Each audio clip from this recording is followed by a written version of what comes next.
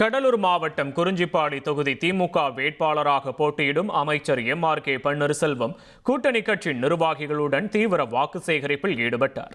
7வது முறையாக இத்தொகுதியில் போட்டியிடும் அவர் குறிஞ்சிப்பாடி மற்றும் வடலூர் பகுதிகளில் வீதி வீதியாக சென்று மக்களிடம் ஆதரவு கோரினார்.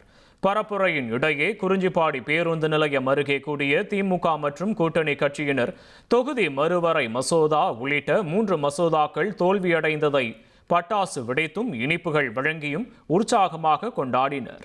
இந்த நிகழ்வில் ஏராளமான கட்சி நிர்வாகிகள் மற்றும் பொதுமக்கள் கலந்து கொண்டனர்.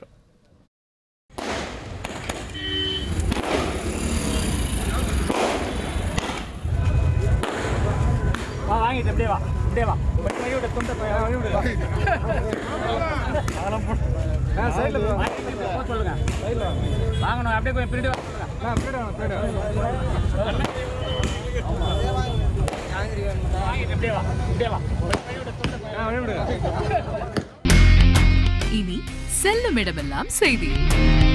தந்தி டிவியின் வாட்ஸ்அப் சேனலை ஃபாலோ பண்ணினா செல்ல இருக்கும் இடமெல்லாம் செய்தி.